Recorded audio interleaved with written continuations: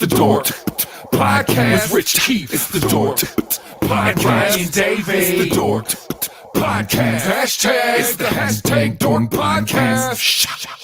Thanks for tuning in to another episode of Hashtag Dork. My name is Rich Keefe, joined as always by Davey Eyeballs. He is R2 Vaughn D2 R2 Vaughn.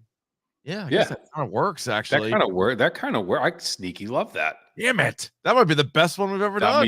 That might be I might have to change my name. Vaughn D2. Start the whole podcast over. Start it over. We're gonna rebrand the whole goddamn thing. But all hail the king of ginger ale. It's Ryan Davey. Davey, how are you? I'm good now. Look at me. I'm home. Mm-hmm. I'm in the new bullpen. It's not ready yet. There's a little too much white. It looks like a padded cell. Yep, a little bit behind me, a little bit. But the acoustics are good. You sound crisp. There's a little bit of an echo. I need a rug, I think, but at the same time, it's great for vocals. It's great for guitar work. Nice. I'll take you on a tour. I feel like I should do like a behold my stuff, which was Goo's idea. We should finally do it. Yep, I like that. Where we take tours of our home studios. I think that would be that. I think it's time. I think it's time for that. But I feel good now. I have my two screens in front of me now. The mic's plugged in properly. I sound great. I feel great. You look better, sound better than last week. I'll be honest. You didn't have the camera like right at my nose again. Well, and you were sick. Like, by the way, I think I'm sick again. I just got over something, and I'm like, now I'm all of a sudden like, I got something again. Got a frog in there. Yeah, brutal out there. Oh, it's hard out there for a pimp. Like a motherfucker. Speaking of fighting it off, last week. So I got the PS5. We talked about that, and thanks to everybody out there for the congratulations and the well wishes. I said I'm going to stream God of War Ragnarok, so I fire that up, plug it in, synced up to the old YouTube, start playing it. And I'm playing it, and people are chatting a little bit, but nobody's really responding to anything I'm saying. Mm-hmm. I'm asking a few questions. Nobody's saying anything. I jump in the chat. I'm like, hey, what's up? Oh, this is awesome. Blah, blah, blah, blah, blah. And what happened? I didn't have the mic on. So, Davey Audio, move over, because here comes Keefe no mic. I was like, at one point, somebody jumped in. They're like, who's streaming this, Keefe or Davey? I'm like, Keefe is. I'm like screaming at the thing. And so, it was funny because at the same time, like I had just gotten my internet back. Mm-hmm. And so I saw your tweet. I jump on, and the best response I had was like, well, we're technically both playing it right now, but you're watching Keefe. This is Keefe running around, running into a wall. Yeah. And I was like, so then afterwards, I'm like, well, that was kind of weird. Like, whatever. I'm like, there was no, like, I didn't plan it. I just kind of threw it out there. I'm like, there wasn't a ton of people like sticking around. And then I click on it just to make sure that it was uploaded and everything. And it's like, no audio. I'm like, how the fuck? Because like I feel like one time I streamed before, and right away someone's like, can't hear you, and then I'm like, you figured it out and you're good to go. But nobody did that. Everybody was just like, oh, this game looks sick. This is great. Whatever. And I'm like, yeah. And then I'm like, does anybody have any ideas right here? And nobody said a goddamn word. It is comforting to know though, like people weren't just like ignoring you, that they were, So that's good. They're like, hey, way to go, Keefe, way to go. I'm like, somebody please respond to something I'm saying. But anyway, so that's that. I'll try to rip that again at some point, and this time I'll have the audio. And if you ever hop in and you don't hear me I'm not going to stream a game ever just to stream it. So Davey has a better setup. You can always see Davey. I don't have the camera for the PS, at least not yet. So if I'm streaming the old school video games, I have the camera set up and you can watch that. If I'm streaming the PS5, you won't see me, but you should be able to hear me. So cross that bridge when we get to it. This week in DORK. Dave, have you seen the Guardians of the Galaxy holiday special yet? Not yet. Okay. I'm hearing good things about it. Yeah, pretty good. Again, it's one of these specials, so it's under an hour. I think the runtime's like 44 minutes. It's pretty quick. Without spoiling it, I would say a lot of Mantis. Like you get more Mantis than we've gotten before, which I think is actually good. Like, because out of all the Guardians of the Galaxy, between the two films and then the Avengers and Endgame and Infinity War and all that, she's not highlighted all that much. And so we get more of her, like her and Drax's relationship. Obviously, Star-Lord's in it quite a bit. You guys have all seen the previews if you haven't seen it, the whole Kevin Bacon thing. But just like Werewolf by Night, to me, was a home run of like a special and sort of like a new idea. So was this. So James Gunn, and let me know. Watch it and see if you think there's enough meat on it for a standalone next week. Okay. Because I think we have an open date anyway. So well, I think next week definitely has to be holiday themed. We need to get into the spirit, as we say. We say that a lot. We talk about holiday spirit a lot here, so I feel like it's something we should definitely look into. I'm all for that. So that'll be our first December Dork episode. So maybe the Guardians holiday special is the way to go. Or I'm just going to put this little earworm in your ear right now. Is it time to do a breakdown of your favorite Christmas movie of all time? That being the Muppet Family Christmas. Don't threaten me with a good time. I'm just throwing that out. I'm trying to look at. I feel like I want to break the formula. I want to break the formula a little bit. You know, we're always the hottest and latest. You know, what's something you haven't seen? You know, we're so hot.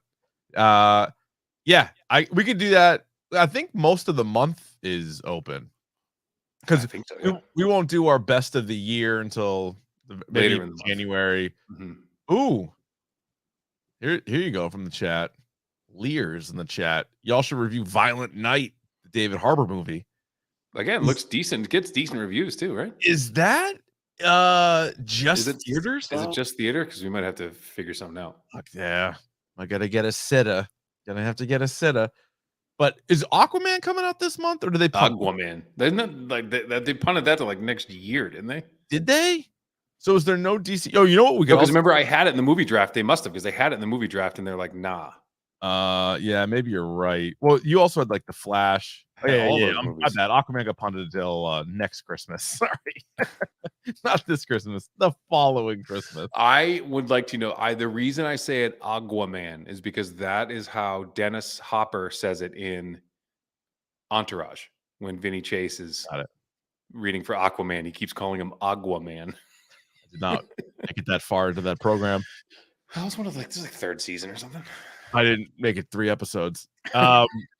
We could do Glass Onion at some point too. We could do Glass Onion. That's going to be on. It's in theaters now, but it's going to be on Netflix in a few weeks. So maybe we do Glass Onion. Anyway, this is all stuff we can talk about. This is hypothetical. Yeah, we're stupid. No one wants to see how the sausage is made. They just want to know how good it tastes. I'll tell you what show or movie we're not going to do, and that is Avatar 2: Electric Boogaloo.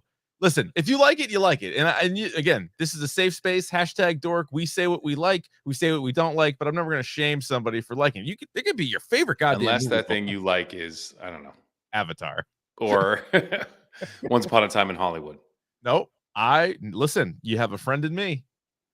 Just like the genie once said, you'll always have a friend. You always have a friend. Always have a friend in me. That's not what he said at all. I think he would say you never had a friend like me. Well, scholars maintain that the lyrics were lost long ago, many years ago. I do like what Josh called it, Avatar Deuce. Avatar Deuce. So Avatar 2, yes, 2 Avatar 2 Water is a movie coming out next month, and James Cameron, the famed director, did an interview with GQ magazine, to which he claimed this movie needs to be a top 4 grossing film all time in order to be profitable.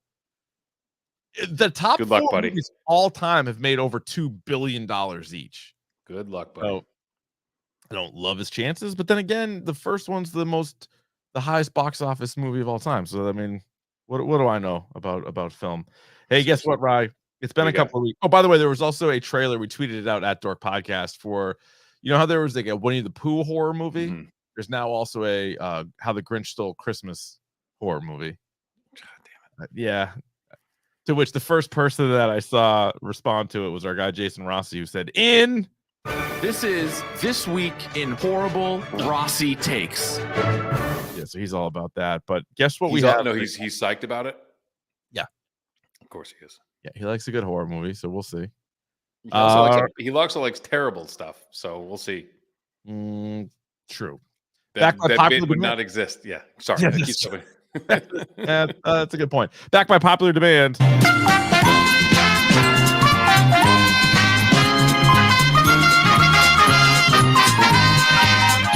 Time now for Should I Have Bought This? Brought to you by 47 Brand. Go to 47brand.com, enter the promo code #DORK at checkout for 25% off your entire order. Davey's wearing a 47 Brand hat. Sure am. I'm wearing a 47 Brand hat.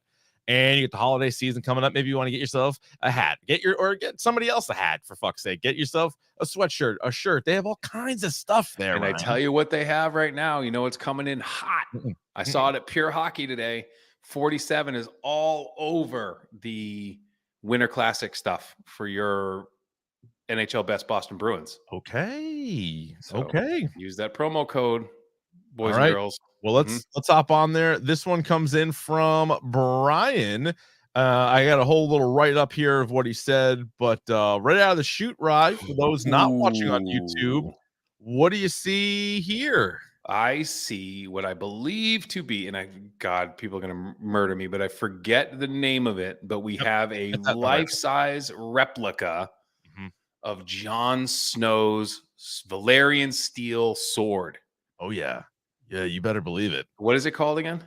Long Claw. Long Claw. Yep. So it's got the nice handle there with it looks like the white wolf. Yeah. Dire wolf. Right on there. Yeah. On that. Look at that thing. I wonder if it cuts fruit.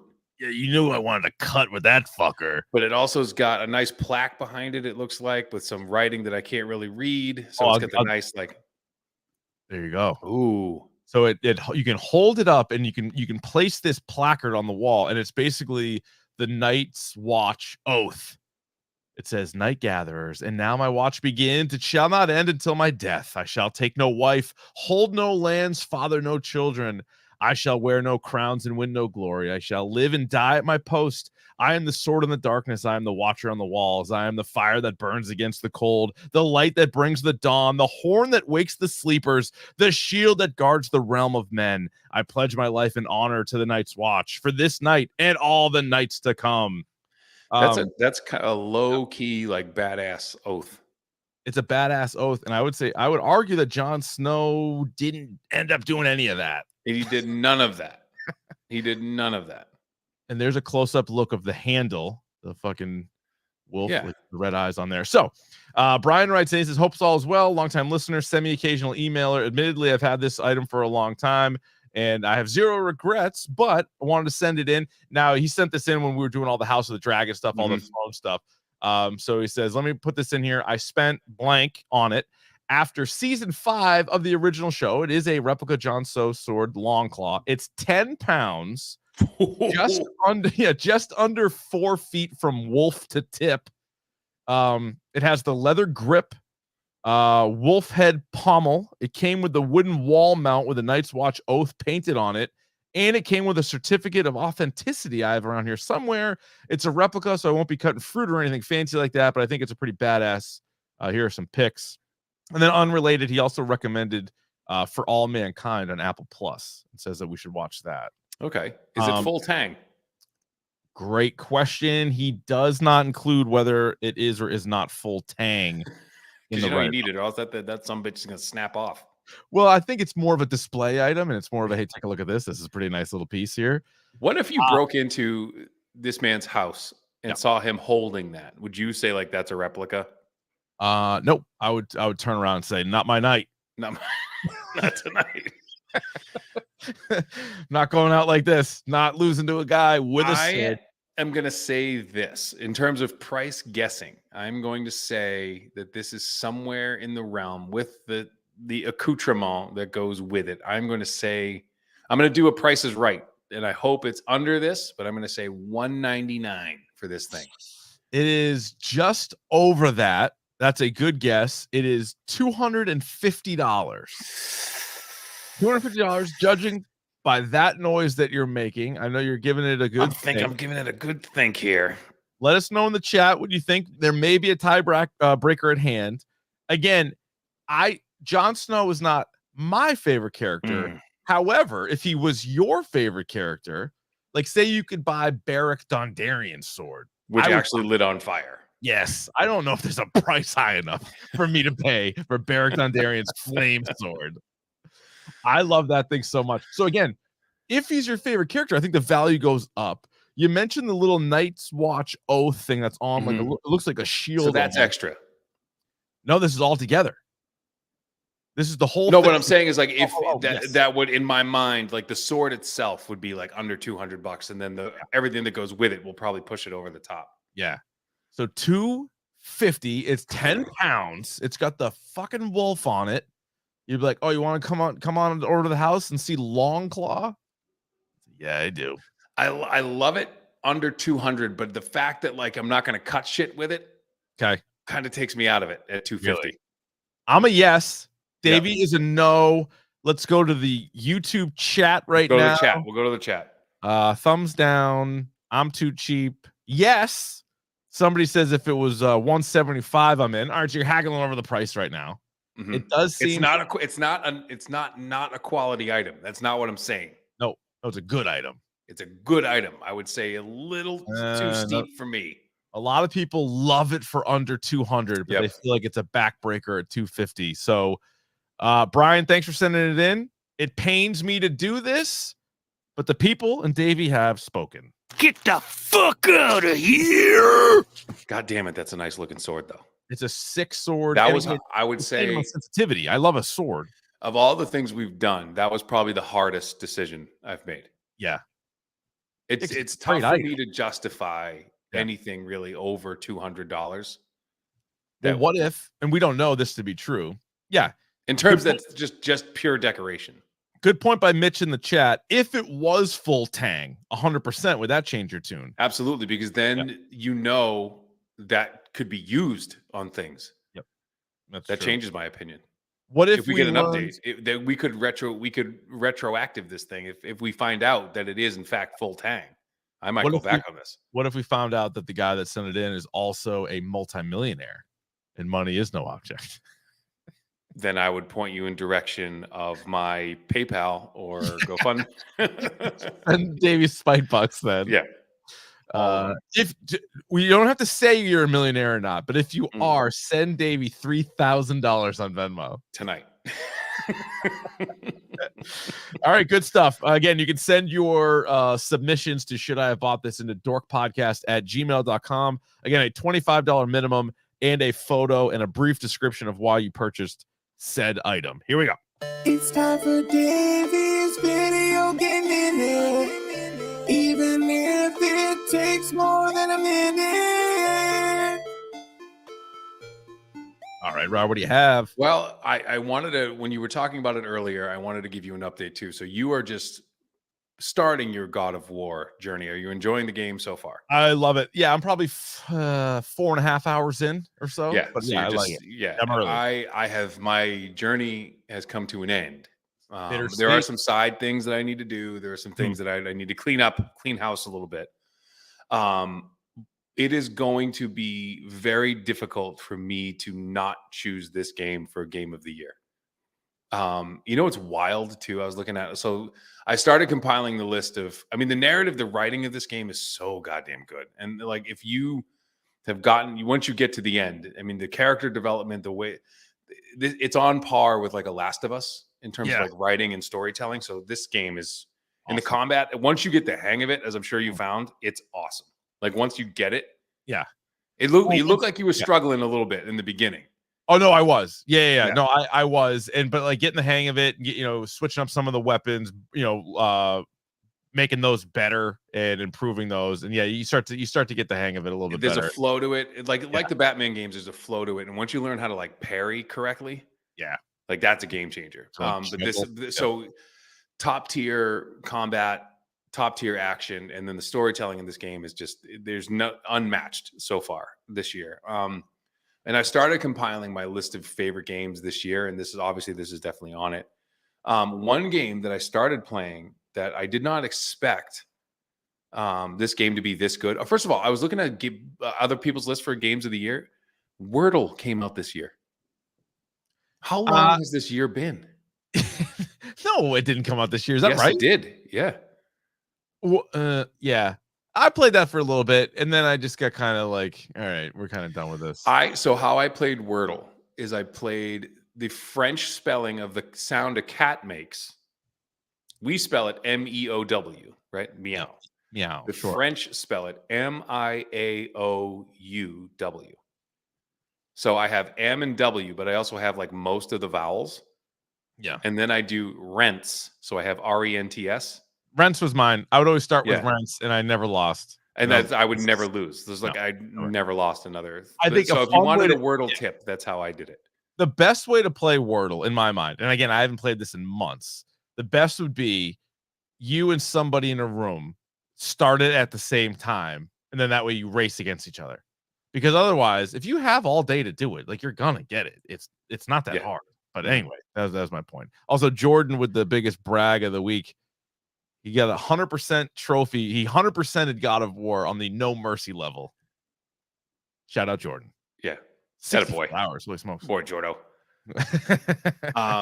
So for me, I mean, this game's yes, but I was thinking of so the game I was talking about, I started playing it on my phone, believe it or not, and it's actually really good, is Marvel Snap. If you haven't played Marvel Snap yet, I've seen it pop up as like a game I should get. It's a card game. Like it's a card, like you play cards. Oh. And like you have to like build up a certain, there's like 3 areas and you have to like beat them in like 2 out of the 3 areas. And you play against a computer. You can play against people. You can, but it's like a deck builder too. So you're building your deck as you go, and it's every Marvel character. Oh. And they all do different things. So it's like actually really fun, and it's just a good way to like pass time if you have a phone. I have my phone battery. I have like an iPhone 10, so my phone battery is garbage. But like, if you have an iPad or you have like a newer iPhone, it's actually really fun. So if you are into that, like definitely check that out. Love that. So I was reading this thing today, and I finally. Have you ever heard a more on par game fandom and news bit that I'm about to tell you right now? So in the new Pokemon game, which is called Scarlet and Violet, right? Okay. People who have playing the game found out, I read this on Kotaku, like how to kiss their Pokemon. Love that. I'm sure if you're a big Pokemon, we're not Pokemon shaming, we're not kink shaming anybody on the Dork podcast, but it does track very well that Pokemon fans would try to get in romantic relationships with their Pokemon, which seems inappropriate because there is like a power dynamic there that I feel like is a little bit inappropriate to take advantage of your Pokemon. Just throwing that out there for people who we know personally who are very big into Pokemon. Yeah, a couple guys do that. I'm not going to name names. No. Right. They know who they are. It rhymes with Chris Scheim. Yeah, that's right. His name is Chris Crimes. Chris Crimes. Check him out. He's been on the show before. He likes to kiss his Pokemons. Dem Thrones boys. He's out there smooching Pokemon. Stealing Pokesmooches. Waking up Snorlax to give him a big smooch on him. Yeah, I got something you can evolve. Am I right? Am I right? And now you got the chat's all fired up. And did you see this new Overwatch character that we're dealing with? Oh, so this person, Kotaku again says this Overwatch 2's new tank hero is every Reinhardt player's worst nightmare. This character is called Ramatra. He just destroys shields. He looks like a robot predator, right? Ooh. So he has 2 forms. One, he grows another set of arms, so he goes Goro on you. Yep, and he can actually punch through shields. That's trouble. It sounds like a shockwave, and like Diva's shield can't block it. Reinhardt can't block it. Like no shields in the game can block it. Wow. And if you go through the list of this character's abilities, you're like, how is this even fair? He's gonna get nerfed. Oh God, immediately. Immediately. He shoots nanobots at people who like his ultimate, like he creates like a nano bot swarm around him. So like if you get near him, you get hurt. Like it's crazy. Good luck. Yeah. So Ramatra. So I'm excited to that. I'm excited to get back in Overwatch now. I could not stop playing God of War. I got now I got to balance the 2. I'm not good at balancing 2 games. I can't. The older I get and the more the slower I get at this, the less time I have to balance 2 games. So I'm going to be back into Overwatch now for season 2. Ramatra is coming out, so I'm excited. All right, very good. Check out the trailer. I'll have to stream it. And once again, if I stream Overwatch 2, I should be talking. You should hear my voice. And if you don't, something has gone horribly wrong. Ryan, I got a really important question for you. I know this is a very exciting topic du jour for you, but y'all ready for bisque? Topic du jour time, baby. What about it? Well, I'm glad you asked. It's the topic of the day. And today, Andor, the Disney Plus Star Wars series, which ran for 12 episodes, all around like 45 minutes or so, a prequel to Rogue One. This is season 1 of the show. It's already been announced that there is going to be a season 2. We're going to start, as we do with all of our TV and movie reviews, spoiler free. Andor, Ryan, did you like it? Fuck yeah. Fuck yes. I loved it. I loved it. I love this show. This show's great. This show's amazing. It was pretty fucking great. Yeah. And leave it to Star Wars, by the way. I'm going to get off of this because we're going to talk about something good. But leave it to Star Wars to fuck up an Obi-Wan Kenobi show featuring Darth Vader and then hit an absolute grand slam with a show about Cassian Andor. Like, what the fuck? How does that happen? All you had to do, and again, we're not writers. I'm not saying that I could write it better, but the screenplay of Obi-Wan is like all you needed to do is have Vader chasing Obi-Wan no matter where he went. You could have gone to different planets. You could have gone to different places, met different people who try to hide him. Yeah. And just him chasing him the whole time. It's that sweet spot of between episode 3 and episode 4. Mm-hmm. Again, everybody, if you're watching this, you obviously are a massive Star Wars fan, so I don't need to explain to you the whole situation, but episode 4 is the first time we ever see Star Wars. And then you get the end of the prequel trilogy. And again, I think Revenge of the Sith is not terrible. Everybody lumps it in. They're like, oh, the prequels are all trash. I'm like, rewatch Revenge of the Sith. It's actually not bad. But anyway, there's that time in between the two movies where you get Rebels, you get the Han Solo standalone film, you get the Obi-Wan Kenobi series, then you get the obviously Rogue One, which is what we're leading up to. So there's a lot to play around with here. There's young Darth Vader out there in the world, and some of those shows and movies feature him, some of them don't. But to take a character from Rogue One, who wasn't even the best character in Rogue One by a long shot, good character, but I think we're maybe thinking that more so now after watching this 12-episode run. But I couldn't believe when they said we're doing a show about him, we're doing 2 seasons, and there's going to be 24 total episodes. I was like, there's no fucking way. And there's no Jedi in it at all. No lightsabers, no Jedi. No dark side. So I remember when this first came out, I heard that aspect of it, and I was like, how are they going to do this? Mm-hmm. And it was phenomenal, phenomenally good. I stand by my original tweet when they put the first 3 episodes in September. They put 3 episodes out at once, and I watched it. I'm like, I still don't know how I feel. I didn't love it. I didn't hate it. The first 2 episodes were kind of boring. And then the 3rd episode kind of piqued my interest a little bit more. But if you just watch those 3, you'd be like, all right, where's this going to go? But then there was 9 more episodes. And they were 9 more. Yeah. And I love this thing where they're like, and they did the same thing with WandaVision, where you're like, you know what, these first 3 episodes are a little world building, a little weaker than less action heavy. So let's get those out of the way first. Mm-hmm. Let's just let people watch that, decide for themselves. If they're in, they're in, they're out, they're out. And what they managed to do, was I never thought, I now see Star Wars differently having seen Andor, which is something at the start of this I never thought I would have said, but I'm so glad at what Andor added to, I hate using the word canon, but what it added to the actual finite storyline of the actual main storyline of Star Wars, what it managed to do to that changed everything. I couldn't agree with you more. I was kind of blown away by sort of where the show went and how I do love the world that they have already built, the world that was built before you and I were even born. I love that. I'm so interested in it. It's why some of these shows really let me down. It's why I like Book of Boba Fett and why Obi-Wan Kenobi let me down. I was so excited for those shows. Mm-hmm. And I don't know. We've talked about this before. I feel like I almost enjoy spending time in the Star Wars universe more than even the Marvel universe. And I'm a massive Marvel fan. And there's Star Wars. There's something about it that's much more I feel more personally connected to the Star Wars universe than I do the Marvel universe. Yeah. And I think it might be something because for all intents and purposes right now, Marvel has become so mainstream. Because remember when you and I were in our teens, it wasn't really cool to read comics. It was still kind of you guys are weird and lame, and those are for kids. Yeah. So Star Wars still has that a little bit of flair to it. So it's still a little it's bigger than it ever was, but it's still it's not Marvel.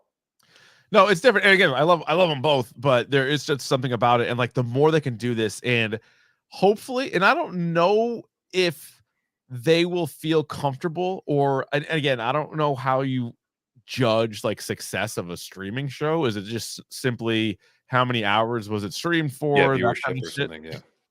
It's tough to say because they don't just have like the straight box office number, but like, can Filoni be given the green light? And I know Filoni wasn't the only one; he wasn't in charge of this, but you know what I mean. Like he's sort of overseeing all of Star Wars. Are they going to say, you know what? Can we do more of this shit? Right? Can we do more non-Jedi Star Wars stuff, and will enough people watch it to justify it? And for me, like, so Kathleen Kennedy's now stepping down from Lucasfilm. Now is that Filoni's job? Like, is he now like the Feige or the Kathleen Kennedy, the person who oversees not just what he does, but also like all of Star Wars? Yeah. I know Favreau's high up as well. But Tony Gilroy was the one and he was one of the co-writers on Rogue One, and he was in charge of this bad boy. Like he created this. You saw his name all over the credits on all this stuff. So Tony Gilroy is the guy. He wrote a bunch of the episodes. So I don't know. I know they're getting another 12 episodes. And again, when you pick and choose characters where you already know their ending, like there's only so much you can get out of it. But I think you and I are both such massive fans of like the Clone Wars animated series and Rebels, where you're like, I don't think a lot of people thought there was that much storytelling to be done in those few years in the universe, where some of these characters are going to die, or some of these characters are going to turn, and then let the movies finish their story. There were still so many tales to tell during that time. It was crazy. And so you got to figure, like, let's assume that Luke Skywalker is 18 in A New Hope. There's 18 years to play with. A lot happens in that time. And I think this was a huge step in that direction of like how this shit actually came to be. Yeah. And did you see them? There's a mid-credit scene. Yes. Yeah, in the finale. Yes. Yeah, so good point. So for people, we're still in non-spoilers. So if you haven't seen that, or if you just shut it off at the end, check that out. It's real quick, but it's definitely, we're going to discuss it. So it's definitely worth watching. Is this the best Star Wars TV show? And before you answer that, we are dealing with Clone Wars, Rebels, Bad Batch, The Mandalorian, The Book of Boba Fett. I'm not including like, was it like Resistance or whatever? There's a few other ones that there's a couple that like I never but the ones that are like the Jedi, like it's I guess you can include that. Yeah, like the ones that are true canon, whether they be animated or live action. Is this the best Star Wars TV series? No, but I still think in terms of depth and in terms of show, I think The Mandalorian is better, but only because we've had 3 seasons of it. We're going to have 3. We've had 2, 3's coming this year. Yeah. So I am hesitant, but Jesus, it's right up there. It's close. Right there. Yeah. It's like if you said that this is better than The Mandalorian, I wouldn't argue with you. You wouldn't slug me in the gut. I would not give you one right in the kisser. But I wouldn't challenge you to a big bare knuckle boxing match. Yeah, I think there's 3, maybe 4 correct answers. Like it's for sure not Obi-Wan Kenobi. Nope. It is definitely not the Book of Boba Fett. It is definitely not the Bad Batch. For those that love Rebels, fine. I think you can make a case. Clone Wars, here's my argument. Here's my argument for Clone Wars. The highest of the highs are probably from that show. Yes. But there's also plenty of like, what's the point? Or like, was it? Yeah, there was some shit in that you didn't need it. Yeah. And I feel like it was like fluff. Like that. There's so many episodes, but if somebody told you like, hey, just watch these ones, I still might take that as the best. We should do like a list of like the best Clone Wars stuff and just be like, if you just watch this, this, and this, like from these seasons, and just watch that through, that might be the best show. Actually, that's how I did it originally. Our guy Jordan in the chat, he was all over Clone Wars, and I'm like, Jesus Christ, there's like 1,000 episodes, and he told me the ones to watch. So I watched those first, And then I was like, this is awesome. And then I went back and I'm like, oh yeah, I could see why you left these out. But I ended up going back and watching the rest of it. And then the whole final season was good. We did an episode on that. You can check the archives on that one. And then obviously Mandalorian. I think I'm going to go Mandalorian, Clone Wars. But this and Rebel, like they're all like those four, I think are kind of interchangeable. So again, I think a lot of people have this as the best TV series in Star Wars. I get it. Could be a little recency bias. I don't have it number one, but I do still like it quite a bit. One thing that jumped out to me, and we talked about this at the time on the show during when the trailers were coming out. I was saying, I don't know how excited I am for a Cassian Andor show, but this looks like they put everything into it. Like it looks badass. And allow me to brag for a second. In my little Dragon's Lair setup with the surround sound and the big screen TV, it couldn't have looked and sounded any fucking better. Like this was made for a show like Andor. Well, I think this is why you buy systems like that is to watch these where like there's things going on like all around your head and like whatever. But god damn, man, this show is good. It is great. Characters, I think they did a great job, and that's the sign of these good shows. So whether it be, again, The Mandalorian, Clone Wars, Rebels, or Andor, they do a good job of taking a few of the characters that we already knew that have been featured in other movies, but then adding new ones where you're like, I don't really know if that character is going to live or die. Like, I don't know if that character, like where that character is going to go. Right. Because as you're watching Andor, you know for a fact this takes place before Rogue One. So there's nothing like as much peril as he's in, you know he's not going to die. But characters that you meet, you're like, I don't know what happens to this character. So I thought they did a good job sort of adding to the cast and sort of building up that New Hope Star Wars world and sort of like the birth of the rebellion, and you get to meet more of the characters that were involved in that. And there's one character specifically who you see in the original Star Wars movies, but you get a little bit of that character's motivation and backstory, and she becomes like a central figure in this whole thing. Yeah. Oh yeah, big time.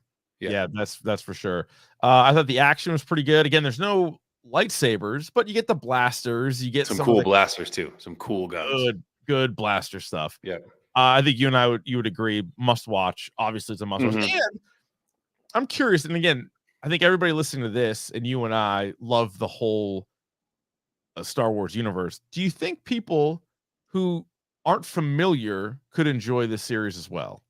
I think if you think that Star Wars is like kiddie, it's for like kids, and you think this is actually a pretty good entry point to, and if you watch this and then go right into Rogue One, yes, you're gonna be like, oh shit, yeah, there's some stuff going on here. Yeah, people are absolutely getting killed. People are getting killed. Right? Like, oh, Disney Plus show. That's not gonna happen. All right, I'm very curious about this, and this is something that I've battled with since I watched the finale. What is your hashtag dork score for Andor season 1? I'm going to give it a 5. I like it. And because the first 3 episodes were a little slow, I get it now, but I could be persuaded into a 5.5. I landed on 5.5. You know me, recency Keefe. I do sometimes overstate it right after I've seen it. And again, let's call it okay. I'm gonna back out a little bit. Let's call it a 5.5, because if Mandalorian's a 6, this is a 5.5. By the way, if we had an intern, I want to catalog all of our dork scores. I'm sure there is one person listening to this right now, and I know your inbox is now going to get absolutely pumped, right? But like, we need a clever name for it. It's you need to know right now that you will be underpaid and underappreciated the entire time. We will mention you by name, which we may or may not pronounce correctly, but we will put your name out. I was like, I want to have a list of all the TV and movies that we have done standalones on. And you need to be here every week so I can be like, hey, intern Nick. Like, I don't know. There's no Nick right now, but like, hey, intern Nick, what did I give? Blah, blah, blah. And he needs to like immediately tell me. Or send us like a spreadsheet that has the whole breakdown of every single thing that we've done. No, because I don't want to read spreadsheets. I fucking hate Microsoft Excel. So if you just be like, I need to know right now in the chat within 10 seconds what I gave this, blah, blah, blah. Like, you need to tell me. No, that's doable. Yeah. So like The Mandalorian, I think we both gave 6s too, but I'm not even 100% sure. My thought was, as I was thinking about this, I was going back and forth, and I think again, to me, it's not the show of the year. Like some people are suggesting it's the best TV show of the year. I don't think it's that high, but it's not that far away either. No, And this so I is think, yeah. I would say this is the best storytelling I've seen in Star Wars in a really long time. Yeah, that is for sure true. And for me, I'm like, I don't want to go full 6 because there is the slow 2 episodes and then some other stuff that we can kind of nitpick during spoilers that pop it down. But then I don't think a 5 would do it justice for me. So I'm gonna go 5.5. Davey's been talking to him a 5.5 as well. What do you guys think? You can let us know in the chat, or you can tweet us at Dork Podcast. Email us dorkpodcast@gmail.com. Also curious, we can even your show rankings for Star Wars. Where do you rank this amongst the shows? I think, again, we're talking canon. I think there's 18 shows or movies, 7 of which are TV shows. So sort of like, where does this rank in there? Pretty good stuff. All right, let's see. So 5.5, 5.5. Anything else? No, let's go to spoilers, huh? Let's do it. Spoilers! Spoilers! Spoilers! Here come the spoilers! All right, Ryan, as we sort of discussed a second ago, no Jedi, no Sith. And again, I think you and I certainly still had no problem enjoying the show. That was an obvious criticism, though, that I think that it was getting. Could you have used, whether it be a reference or just a sniff of it? Because again, as much as we love Rogue One, and everyone's like, look what Rogue One did, look what Rogue One did. Yeah, but 2 of the very best scenes in the movie involve Darth Vader. And so one of them is like, and one of them with Donnie Yen, who was a Jedi. They're looking for kyber crystals. Like there's a whole Jedi thing. There's more references. Right. Yeah. No, I don't want any of that in this show. And because what I got and what I'm going to say now kind of encompasses what I was talking about, like storytelling and like building and whatever, and how this changed Star Wars for me. The second any Star Wars we've seen having to deal with the rebels or the resistance or whatever, even though there was this squeaky clean image that these guys are the good guys, they're doing it for the right reasons, the Empire's bad, like these guys are good, I'm going to go with the good guys. How this starts is very muddy and it's very crooked. And there's so I loved, clearly my favorite character in the whole thing was Luthen, played by Stellan Skarsgård. Yeah. Who's kind of this like puppet master who's pulling these strings to get this rebellion started. He's got senators, he's got people everywhere. He's kind of a scumbag. Yeah. And that character is the person who inevitably, he's dealing with Saw Gerrera, Mon Mothma. He's dealing with all these people, these rebel factions, and that's what gets this started. And it's very shady, and it's not as squeaky clean as you would like it to be. I fucking loved that aspect of it. And you know what's amazing too is if you go back and watch Rogue One, which is available on Disney Plus right now, some of the shit and some of the dialogue that Cassian Andor has, you might not think much of at the time. Because again, you watch Rogue One, you're like, all you're thinking about is like, oh, Death Star plans, they're gonna take the Death Star, like whatever. But he talks about like the shit that he did in the name of the rebellion and like stuff like that. And you're just like, okay, whatever, dude. Like, I don't really know what you're talking about.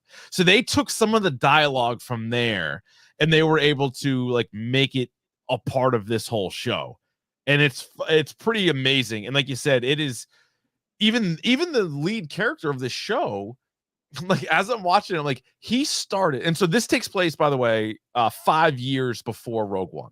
So we're 5 years out.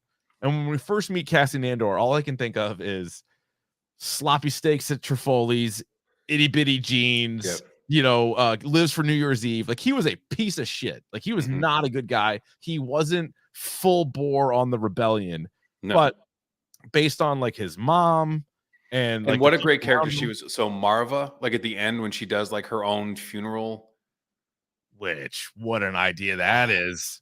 Let's do a hologram. I should record a hologram now, and you can play it at my funeral and get the people all riled up. Yeah, her eulogy, her ugoogly. She gave her own ugoogly. But listen, and I don't even love Fiona Shaw, the actress. Like personally, like, I think she's the worst part of Killing Eve, the TV show. Like, I don't love her, but she plays Cassian's mom in this, and she's pretty good. And you can tell, like, she's been all about this rebellion now for a while. And what a fucking cool way that they handle people passing was it Ferrex? Yes. Where you become a brick. They take your ashes and you become a brick on which that city is built on. Like, that is awesome. That is amazing. No, but that speech that she gave in the street was incredible. Like, I was getting out of, I was turn me up. I was ready to go. I had a weird boner, and I was just like, I didn't want to stand up because there were people in the room, but I couldn't stand. I tell you what, no, but like, you get the chills. You get the chills listening to that. Like, it was so badass. And then you're like, oh, one of these fucking stormtroopers, he's gonna start some shit, and then it just you get the kid with the little pipe bomb, and you're like, here we go. And again, it's a little on the nose. It is very political, like with the things they're saying, and be like, clear ties between what we've seen in the past 4 or 5 years. But so again, to say Star Wars has always been political. Yeah, always. But you also see the turn in the last few episodes of like Cassian and like sort of what he was originally. Like, he's like a thief, and he's just like a little like guy that's like trying to get by. Space Aladdin. And then he kind of like he's also kind of in like the Han Solo mold. Yes. Yep. Like, and probably did it even better than like the Solo movie, where it's like bad guy, good heart. Okay, like, we've seen it. That's not an original idea, but they pulled it off really well. And like, his supporting cast and like the people around him, I think, really kind of make it. And by the way, before we forget, that Star Wars finds a way to outdo themselves when it comes to the droids. Oh, you care about robots. Love this little fucker. B2 Emo. B2 Emo. Yeah. Like, you were emotionally connected to him. Like, he had such a range on him, and you felt so bad. You're like, hey, Andor, be nice to this guy. Take him with you, please, please, for the love of God. And he kept asking to like go with. It was breaking my heart because he kept asking to go with people, and they wouldn't take him. Oh my God! It was like the dog you leave home, and the dog really wants to go with you. He had this like dog quality to him. Like this, he was everyone's best friend, or he thought he was. Thought he was, because he was with Marva. So then he was sad that Marva died, and then he wanted to go with Cassian, and he's just like, holy shit! Like, you legit felt connected to him, and because one of the knocks going into this series was that K2SO wasn't going to be in it, and he was so good in Rogue One. He was Cassian Andor's droid.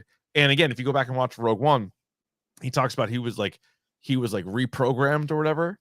And so there's a droid that looks just like him that appears in this. I don't know if that's going to be him or not. He arrests Cassian. He arrests him. Yeah.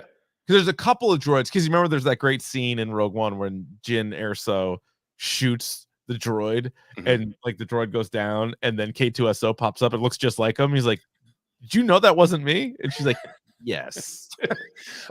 So those droids, you actually get to put the screws to them in Fallen Order. So if there's ever a pitch, and by the way, that game's like $7 right now.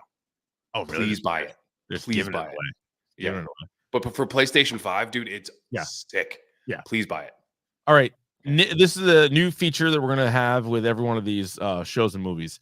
Nitpicks, big beefs, major issues, minor issues. So it can be anything. What stood out to you, aside from the first 2 episodes being a little slow? So actually, you know what? I'll start. Besides the first 2 episodes being a little slow, part of those early episodes was really, really young Cassian Andor, and like showing him Lord and of the Flies kind of thing. Yeah, and like what was going on with his planet. I don't know if they never really went back to that, or we never really learned more about that. Well, we never learned more about that other than Marva's the one who found him. Yes, yeah, you're right. She's like the adoptive mother, right? Yeah, and so the other thing, I guess the motivation was like, because in the beginning of the show when we meet him, he's looking for his sister. Yeah, he spent all this time like looking for his sister, and she's nowhere. Like, as far as we know right now, she's gone. She could still be out there. We never closed the loop on that, but maybe that's a season 2 thing. Right. In terms of my nitpicks, so things that I didn't need. So you didn't need like the whole like planet. It was basically like the kids in like Mad Max or like Lord of the Flies, which is like this tribe of kids, right? Right. The whole thing with Cyril and his mother. Yeah.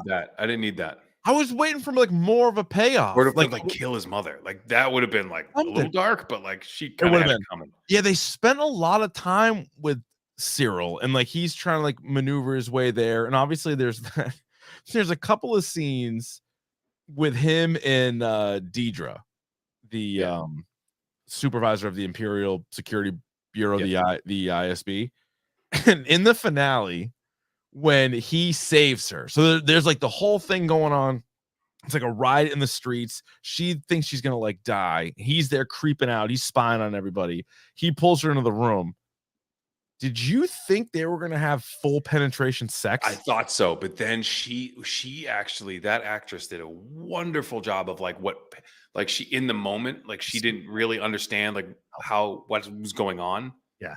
And just like the sheer panic in her was actually really, really good acting. I thought. The acting in the whole show was good. Yeah. She was good. She was particularly good. But yeah, the Cyril character, I'm like, you almost got too much of him. But for me, he's Andor's foil. So you have Cassian Andor, who's fucked up his whole life, is now starting to figure it out. This guy has played by the book his whole life and is now can't stop fucking up. Mm-hmm. So they're kind of opposites in that way. So I like that. But again, I don't like, you didn't really need all of Cassian's backstory. I didn't need the mommy issues. Yeah. You could have done that for like a minute and be like, I get it, and moved on. Yeah. You know? The other thing, and I wouldn't say I was let down by the finale, but I feel like it was a lot of like almost like fake tension in the sense that like they finally got like all the characters from the show in like on like one planet in like in one area, but none of them really actually saw Cassian. Like none of them really got face to face with Andor until the end, when Andor himself presented him in front of Lucian, and that was like the big like reveal, like, oh, you wanted to kill me, you either got to do it, you got to take me in, like I'm a part of this now. But like he never really came face to face with anybody else in that whole town, and it was sort of like you were kind of on edge, but then there was like you never really got too close to any bad shit happening to him. Well, I like that too, because Cyril kind of knows what he looks like. Yeah, like they don't really. So I like that idea that like they're same thing. What do they call Cyril? Luthen. They call him like Axis. Like no one really knows who he is. Yeah. He could be a bunch of people. He could be a faction. Like so like that's. I love his like cover where he's like an antique dealer on Coruscant, and how they're talking to each other about like we really need. But I love too about that, and this is such good writing, that he's referring to people in code as pieces. Mm-hmm. Like, I really need that piece. I'm really interested in that piece. Like, we got to get to that piece before somebody else does. Yeah, smart. But it's smart, but it's also like he doesn't see them as people. Like that whole thing with like Krieger, with Saw. And he's like, remember that there's a great scene with Saw Gerrera and Luthen where he's like, what if it were me? Mm-hmm. Would you sacrifice me for this? And he's basically like, yeah. And he's like, well, you have people everywhere. He's like, which one of my guys do you have looking at me right now? And he's like, this guy. So he's like, that scene of like how like he's, I wouldn't say neutral, but like he's ambivalent to like anybody else other than this cause. Like, I don't give a shit. If I lose 30 people, but I gain 1,000, fine. It's business. It's a win. Like, it's a win. Like you cannot tell me, like you're right now, like Saw Gerrera, we know he survives. Yeah. But for how long? If you stop being useful, you stop being useful. Right. Yes. Or if my use for you is to kill you, fine. Like that. And I love that aspect of it, that it's not as squeaky clean as you think it is. Yeah, we know Saw is gonna he's gonna be around about 5 more years, and then he's gonna get he's gonna look like way worse than he did. Yeah, they did a great job with that, by the way. He actually did look younger. Oh, he did. Yeah. We mentioned that there was no lightsabers, although if you go to Luthen's ship, fucking badass, essentially had like a double lightsaber on it, and there's that unbelievable scene where he's being like stopped, and then it's the whole like We need your codes or whatever. Like, yeah, let me get your fucking codes. And then he just like takes off out of there after he's like stuck in the tractor beam. And then awesome. I think the down payment he gives Andor is a kyber crystal. Okay. The thing he's wearing around his neck. So I think that's kind of like a reference to Jedi and like how expensive those things are. But he's like, because like someone says like you got like $30,000, 30,000 credits around your neck right now. You tell me you're not getting paid, like, you know. So so real quick, timeline wise, we sort of hit on this before. But so this takes place 15 years, or I should say 14 years after Revenge of the Sith. So basically, if you're thinking Darth Vader, and when I'm watching Star Wars, I'm always thinking about Darth Vader. So Darth Vader has been around. Yeah, he's early stages, but he's out there. This takes place 5 years or 4 years after the Obi-Wan Kenobi series. So we saw Darth Vader obviously there. This also lines up with Rebels. So like the animated show Rebels went on long enough where it kind of lines up at the beginning of Andor, and then it goes right to the end of Rogue One, which clearly this is where this is going to go. And then that leads you directly into episode 4. So that's what we're dealing with there. Another part of this show was, and you had mentioned Mon Mothma. If you had ever thought you had needed more Mon Mothma, you were right. And you got more over here. She was incredible. So Genevieve O'Reilly is the actress. This is amazing, by the way. She was cast in Revenge of the Sith in 2005. Her scenes got deleted. I'll tweet it out on YouTube. There's a scene as Mon Mothma. She's Mon Mothma in Revenge of the Sith. Yeah. And she's in a scene with Bail Organa, played by NYPD Blues, Jimmy Smits, and Padme, and 3 other people. And it's early rebellion talk. Like it's them kicking it around. Like they're clearly on the same side, but they know they can't like share this information with a lot of people. It's actually a really important scene. But again, the prequels got slammed for doing like too much politics. And so they probably felt by the 3rd movie they needed to take it out. But in hindsight, it ended up being really, really important. So this same actress, however many years later, was cast again as a voice actress in Rebels as Mon Mothma. And then she was in Rogue One. And then she was in this movie. Look at the chat, by the way. The last thing. Mon Mothma in the barbarian voice. Mon Mothma.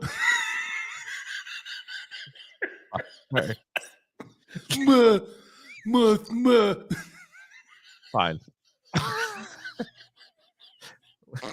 When you're right, you're right. Thank you. Thank you.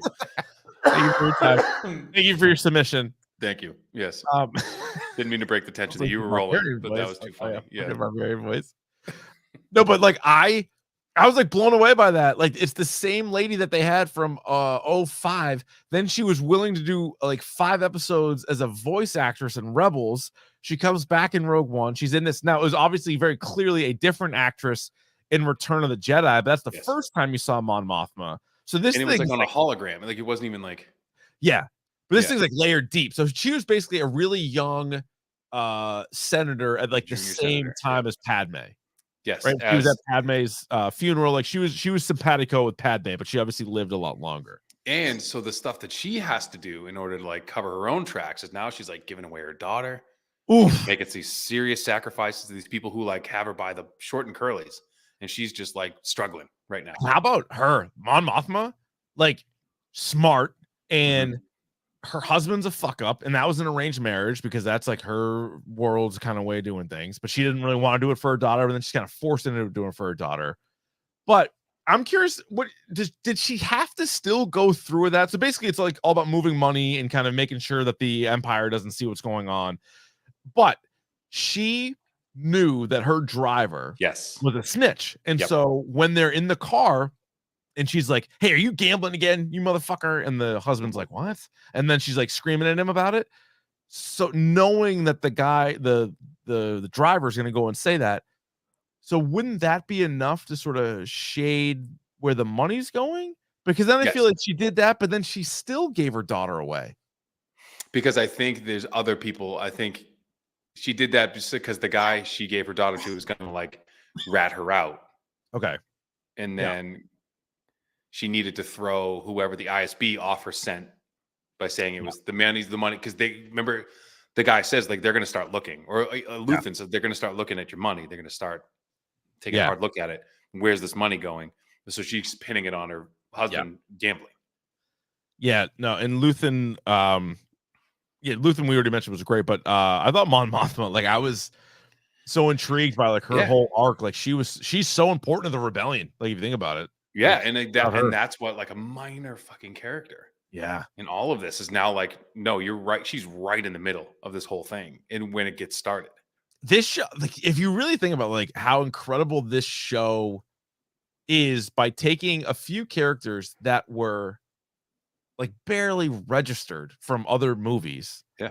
Like if you're like, if you just watch Return of the Jedi and then you watch Rogue One and you're like, hey, we're going to do a show and Cassian Andor and Mon Mothma are going to be the only two characters and like a little bit of Saw Gerrera. Everybody else is going to be new. We're going to sprinkle in some, we're going to Salt Bay in some Saw Gerrera, you know, just a little other thing. Like that show's going to stink. And you're like, no, turns out it was pretty great. What about the character of Bix?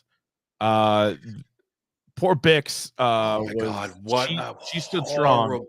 Oh yeah. Speaking of like B2 emo, and then like how they told Bix that they were going to torture her, that there's this aliens that we basically wiped out their planet, and when the children die, they emit this sound that the people who killed them months later were tortured and like were dead. Oh. We're going to pump that right into your head. Yeah. Constantly. Like what an awful thing that is. And when Andor goes to save her, she's like, no, go away. Like they're going to be mad. It's just, that is like devastating. Not only that, we've talked about this for like 45 minutes. Yeah. We have not once until right now, an hour, 1 minute and 35 seconds have not fucking incredible. Kino, that's when the show to me kicked it up even another notch, was that whole arc. You're right. We didn't even really touch on that, but that was like a 3-episode run. Yes. And so that was so it almost fell out of nowhere because you're going down this road and here's where Andor is. Andor gets jumped onto this team because Bix knows Luthen and they get connected, and then they're like, we're gonna add another player to this, and then we didn't even really talk about Luthen's whole team, who he's just like, hey, Andor's on the team now, and they're like, who the fuck is this guy? Yeah. They don't want to be a part of it. Shit goes sideways, and the next thing Andor gets arrested and sentenced to jail, and you're like, what is happening? And then he's in jail now, and then he meets Andy Serkis, and you're like, what is this world? And watching that, you're like, what are they even working on? It reminded me of Severance, where I'm like, do they even know what they're working on? What are they working on? And that's the whole thing. And that was brilliant that like they kept talking like, they're going to get you out of here, your time's up, and all they were doing was moving them to different wings. And then that or different floors. Yeah, word got out. And one of the things I read somewhere about this show was they kind of wanted it to be like only the characters that you were with, that was the only stuff you were really going to see. Meaning like, so there was a whole situation in that prison that went south, but because Andor didn't see it, they decided not to show it and have it just be more word of mouth, and then them sort of them signing to each other and like talking to each other like with sign language was awesome. And how like B2 emo and like Bix, when they finally get out of the prison and Kino is like, he's like, come on, we're gonna go, and he's like, I can't swim. I thought Andor was gonna save him and be like, just fucking grab my leg or something, but happened. Just hang on, like we'll get you there. But like that was like, fuck. But that was also amazing too, where he was like, he had to slowly convince Kino to like come to his side, because remember he was like, how do we get out of here? Like, how many guards are on each level? And he's like, dude, you're wasting your time. He's like 12. But then as soon as he found out that it was like, oh, we're actually not ever leaving, we're just like being reassigned. Like, okay, like I will now help you. That was amazing though. That's another character that just gets sort of thrown in here. Andy Serkis being two meaningful characters in Star Wars. Yeah, right. Pretty good. How about that? Yeah, pretty good run. Who was your favorite character? My favorite character, whenever he was on the screen, I was like glued to it, was Luthen. I can see but I mean, Kino was great. I mean, all these characters, I'm looking at the cast list right now and like everybody, there was no kind of like weak link other than my least favorite was Cyril, but I think that's intentional. I think you're not supposed I'm to not supposed to Cyril, like, yeah. I didn't love Marva, but then she completely saved it with the hologram speech. And like that was amazing. Who was the kid who got crushed? Was it Corv? The kid who got crushed with when they were getting out of the heist? He had the journal. Was it Corv? No, was it Corv? What do you mean had the journal? No. Like the manifesto? Yes. Oh, that was Nimic. Nimic. That's yeah. So speaking of, now I haven't confirmed this or not. I haven't double checked this, but I saw somebody on Twitter post that Cassian Andor in Rogue One, his like just whatever like outfit, he has like on his like arm, he has like a little book like on his uniform. And that's his book. They're like, it's got to be Nimic's manifesto. Has to be. I'm like, that's ridiculous. That's so good. And so I think there's gonna be more and more of those things coming out, by the way, because this and I think they're gonna like read from that manifesto, and that becomes what the rebels. That's their book. Yeah. Because again, if you and I watched it recently, but if you go to Rogue One after this, it's a different Andor, but you can tell this is where it's tracking to, and that's why I want to go back to like I haven't watched it, and I want to watch it again to hear what you said. Like he talks about this shit in Rogue One, and you think it's everything I did was for the rebellion, and it's sick. And so, episode 2 is going to come out in 2024. It's also going to be 12 episodes, but there's going to be time jumps. So again, this show took place 5 years before Rogue One. So this was like essentially like a year. So what they need to do for the next season is how long was he in prison? They said he was in prison for maybe 2 years. I don't think it was that long. No, but the whole thing was probably like 2 years. I think what I read was the next season is going to be every 3 episodes is going to be a year. So they have like 4 years to catch up to. So then the ending is going to like go right into Rogue One.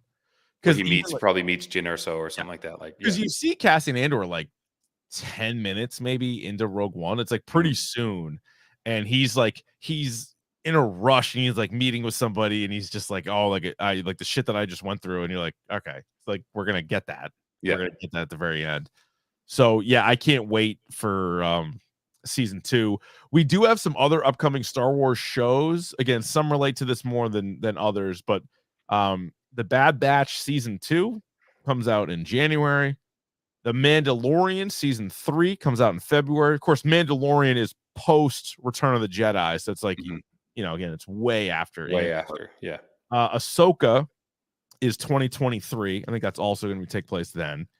Skeleton Crew comes out in 2023. This is also in like the Mandalorian timeline. So this is all pre-Force Awakens, post-Return of the Jedi. That's the Jude Law one. And then you're going to get Andor season 2. So and when is like the Acolyte?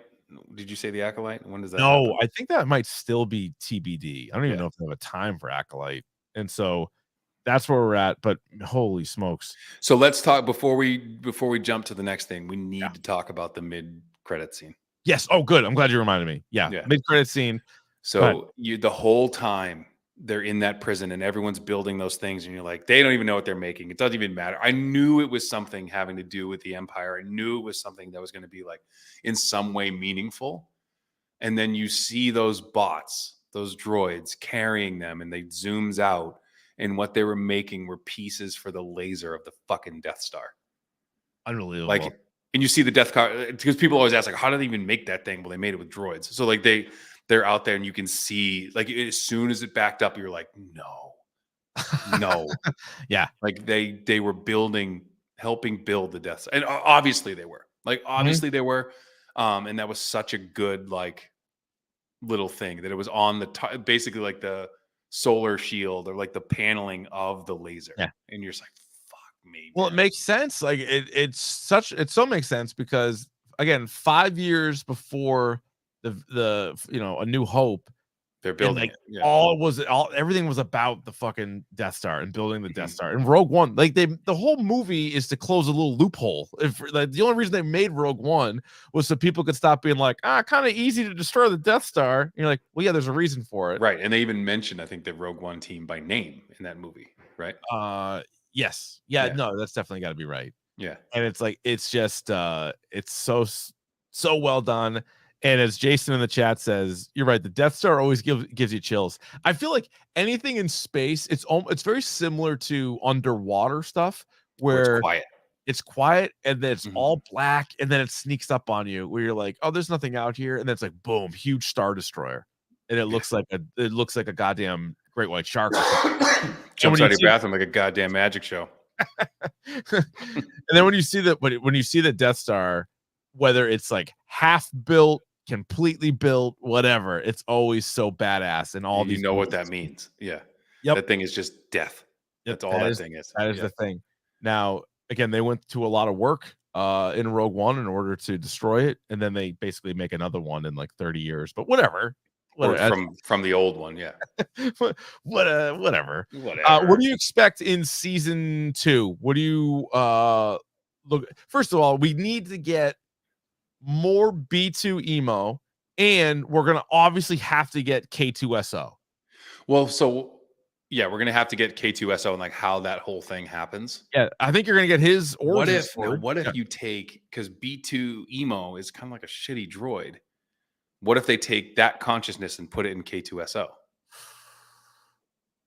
Oh, is he like transfer it over? I like where you're going there, but I feel like he's not as much of a prick. Like K2SO. Well, he can't be, because K2SO, he becomes like through just his ability and like what he can do, he actually becomes a different. Yeah, it could be, because he's very like passive.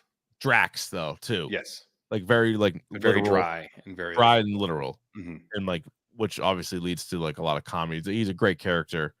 But look at some point Jordan kind of casting it over. It's all it says in K2SO's Wikipedia thing. At some point, the droid encountered Captain Cassian Andor, a member of the Rebel Resistance movement that sought to overthrow the Empire. Blah blah blah. So it doesn't really say where he came from.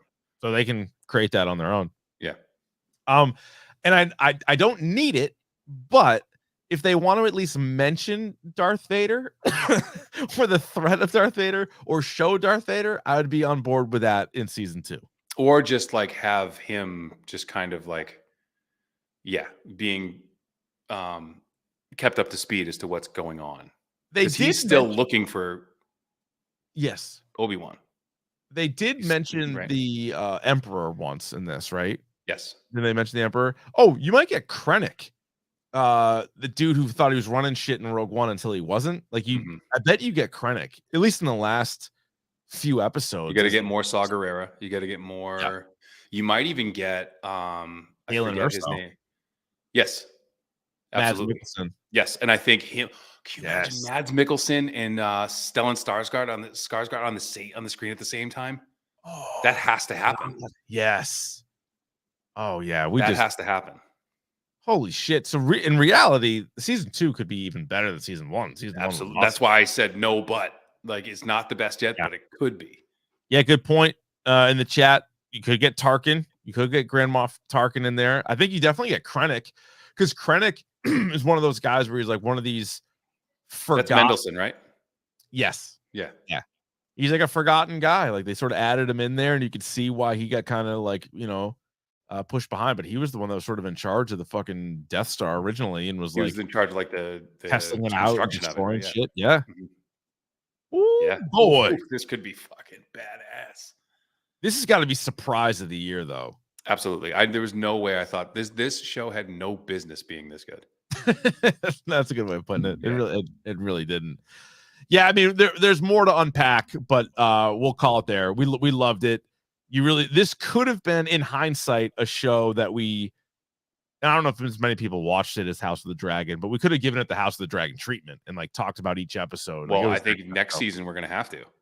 Good point. Yeah. Oh yeah. Now the anticipation is going to be through the roof for season 2. So anybody who knows Star Wars, if you go to like Star Wars Twitter, which might not exist next year, but like everyone who's talking about this show is being like, why are people sleeping on the show? Yeah. Like I don't understand it. Like it's the best Star Wars shit I've seen since outside of the Mandalorian. I was gonna say, hopefully, like the Sandman, maybe because enough fans saw it and are like, it's worth it. Go see it. Like, go see it. And like, telling people, but I wonder how many Star Wars fans are like, there's no fucking Jedi. Although the Mandalorian doesn't have a Jedi, but it's got Baby Yoda, again, just the last thought. So I had this thought, and I forgot to mention it before. The reason I love the Jedi not being in it is because remember in Tales of the Jedi, the biggest gripe that anyone had with them is that you don't do anything. Yeah. Like you're trying to play you're on the fence. Like you're trying to help you're talking about the Senate, you're doing what the Senate needs. You're not really helping anybody. So like, what the fuck is the point of you? Well, and yeah, these are the people. These are the people who did it, not these mystical sword guys. It was these people. So in Andor, yeah, it wouldn't make sense to have Jedi, but I guess like Vader, like have the dark side. I guess it makes sense because he's also in part of what's ruled. Like right now, Darth Sidious and Vader are running the whole goddamn place. Yes, you do have Ahsoka Tano hiding somewhere. You have Obi-Wan Kenobi hiding somewhere. You have Yoda hiding somewhere. So there is all that, and you have, let's see, it would be a 14-year-old Luke and Leia. Would be what you have right now also during Andor. So do you bring Jimmy Smits back? No, he's gone. That Bail Organa. Yeah, you could, I think. So yeah, there's a lot going on. So a lot of meat left on that bone is what we're saying. A lot of meat. Let us know what you guys think. dorkpodcast@gmail.com or at dorkpodcast on the Twitter. Pick of the bomb. Pick of the bomb. Pick of the bomb. Pick of the bomb. All right, Ryan, would you like to kick, receive, defer, or you may choose at this time to defend the goal? I'll receive because I have two, and I'm going to make them quick because I know we're over time right now. Two unbelievable shows I'm watching right now, and no business being this good. Wednesday on Netflix. Oh, real good. Really. So what Rye said, because Rye's seen more episodes than I have, she said, and she's told me to tell you directly, it's like a heightened Riverdale. Oh, you got my attention. So there's we tried to watch it with the girls who are 8 and 6, a little too intense for them. There's a monster, there's a mystery. Got it. Wednesday can see how people die, and some of them are pretty too much. All right. But I've seen 2 or 3 episodes, and it's actually really, really good. So if you haven't seen Wednesday, check out Wednesday. And on Hulu, Welcome to Chippendales with Kumail Nanjiani. It's the story of how Chippendales got started. Awesome. He was just on the David Spade, Dana Carvey podcast. It's they mentioned that for a second. So that's a good show. No, it's actually really, really good. So I've seen 2 episodes of that. Those are like an hour a piece. Wednesday is like a half hour. So check out those 2 shows. And sorry, last week the outpouring for support for Movember has been incredible. We've almost doubled our goal. We're right there, doubling it, which is fucking incredible. You guys are unbelievable. So please, 1 more week to go in Movember. Let's finish strong. Thank you guys so much. Really appreciate it. God love you. Love it. And if you're so inclined, still a couple more days, go to @rvond on Twitter, and the page is still up there, and you can do that. Thanks to everybody who did, by the way. Oh my God, thank you guys so much. And real quick, thanks to Dr. Joe from the TLDR podcast. He recommended a couple of comic books for me. One is Sacrament, which is pretty amazing. It's sort of got an Exorcist vibe, but a little sci-fi too as well. And it's only a 5-issue run. 4 issues are out. And so maybe wait for the trade whenever that comes out eventually. But Sacrament, and there's another book called Vanish, which is you can look those up. They're both really, really good. So who put out Vanish? That was, I think that's an image book. You are correct. See. Is it Image? Yeah, it's it's pretty crazy. And Donnie Cates. Donnie Cates has written a bunch of stuff that I've read that I've liked, and then Ryan Stegman does the art. He looks like The Darkness, kind of. Yeah, he's got kind of a familiar type vibe, but it's a good combination between the writer and the those guys over at TLDR. They've had Ryan Stegman on as an interview before. He's really good. He's done Venom, King in Black, stuff like that. So check them both out when you get a chance, for you comic book fans out there. That'll do it for us next week. TBD, maybe Guardians of the Galaxy holiday special. We'll let you know on Twitter and or Instagram @Dork Podcast. Also subscribe wherever you get your podcasts and on YouTube as we stream these live on Monday nights. Go to youtube.com/Dork Podcast and subscribe away. Davey, you don't give a shit about anything, do you? What'd you say? I said you don't give a shit about anything, do you? Not really.